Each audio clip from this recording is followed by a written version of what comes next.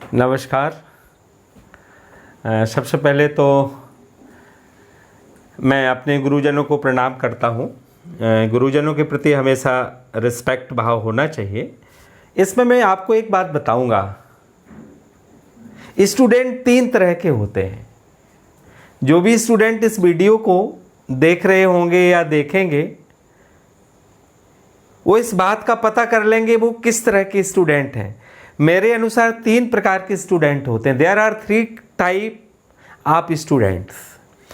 एक स्टूडेंट्स वो होते हैं जिनको लगता है कि हम आईआईटी नहीं निकाल पाएंगे या हम यूपीएससी का एग्ज़ाम नहीं निकाल पाएंगे, जिनको लगता है कि हम ये काम नहीं कर सकते, या जैसे ही हम इस एग्ज़ाम को निकालेंगे तो ये प्रॉब्लम्स आएगी, इकोनॉमिकल प्रॉब्लम्स आएगी, और भी तरह तरह की प्रॉब्लम को देख के ही डर जाते हैं,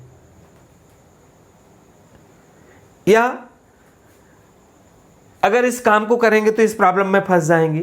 तो ये तो होते हैं सबसे 3rd कैटेगरी की स्टूडेंट। ऐसे स्टूडेंट को हमने 3rd कैटेगरी में रखा।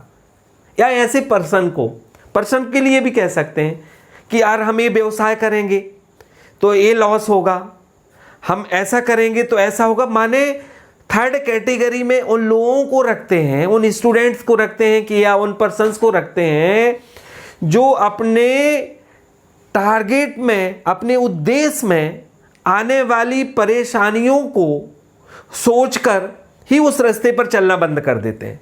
बोले भाई मैं नहीं कर पाऊंगा, इसमें प्रॉब्लम आएगी।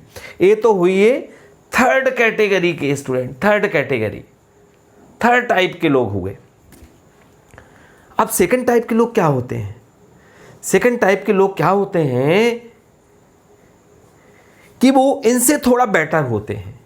वो क्या करते हैं कि वो अपना एक उद्देश्य बनाते हैं, और उद्देश्य बनाने के बाद, जैसे सपोज करिए किसी स्टूडेंट ने अपना उद्देश्य बनाया कि हमें आईआईटी की प्रिपरेशन करना है, या किसी स्टूडेंट ने उद्देश्य बनाया कि हमें यूपीएससी की प्रिपरेशन करना है, या किसी पर्सन ने उद्देश्य बनाया कि हमें ये बिजनेस स्टार्ट करना है। तो बिजनेस तो स्टार्ट कर देते हैं, स्टूडेंट पढ़ना शुरू कर देता है। लेकिन होता क्या है कि पढ़ने के बाद थोड़ी भी प्रॉब्लम्स आई, कोई चीज़ समझ में नहीं आई, तो बीच में ही उसको छोड़ देता है। उसने चलना तो शुरू किया, या कोई बिजनेसमैन है, उसने बिजनेस तो शुरू किया, कुछ दिन काम भी किया उस पर, और जैसे ही प्रॉब्लम्स आई तो उन प्रॉब्लम्स को फेस करने की बजाय, उन प्रॉब्लम से लड़ने के बजाय, स्ट्रगल करने के बजाय, उन प्रॉब्लम्स का सॉल्यूशन निकालने के बजाय उस रास्ते ही को छोड़ देते हैं। बोलते ये काम हमसे नहीं हो सकता, उन्हें लगता है कि असंभव है। और साहब, ये तो आपने जाना 2nd कैटेगरी के लोग। और जो 1st कैटेगरी में जिनको हमने रखा है, जिनको हमने 1st कैटेगरी में रखा है, ये वो लोग होते हैं, ये वो स्टूडेंट्स होते हैं जो अपना उद्देश्य तय करते हैं, अपना टारगेट तय करते हैं, हमें क्या बनना है। और जब उनका टारगेट तय हो जाता है तो उस टारगेट पर चलना शुरू करते हैं। और बार बार प्रॉब्लम्स आने के बाद भी, परेशानी आने के बाद भी, संघर्ष करने के बाद भी, चींटी की तरह बार बार गिरने के बाद भी, बार बार फिसल के नीचे आने के बाद भी, उस दीवार पे जिस तरह से चींटी चढ़ना बंद नहीं करती, उसी तरह से ये पर्सन या ये स्टूडेंट्स अपने उद्देश्य पर काम करना बंद नहीं करते हैं। चाहे कितनी भी प्रॉब्लम्स आ जाएं, चाहे कितनी भी नेगेटिव कंडीशंस आ जाएं, कितनी भी प्रतिकूल परिस्थितियां उनके आ जाएं, लेकिन वो अपने उद्देश्य की प्राप्ति के लिए निरंतर प्रयास करते रहते हैं, और एक ना एक दिन अपने मुकाम को हासिल करते हैं।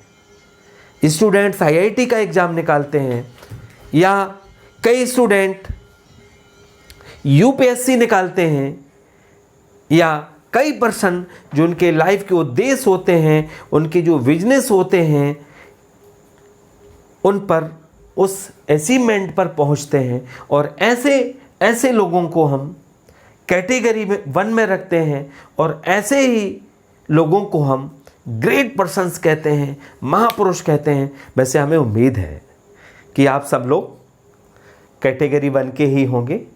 ओके, अगले वीडियो में फिर एक नई बात के साथ आपसे मिलेंगे। ओके, धन्यवाद। आप लोग कमेंट बॉक्स में कमेंट करके बताइए कि ये जो 3 कैटेगरीज़ हैं 1 2 3, आप किस कैटेगरी के होंगे। ये काम आपको ईमानदारी से करना है। ओके।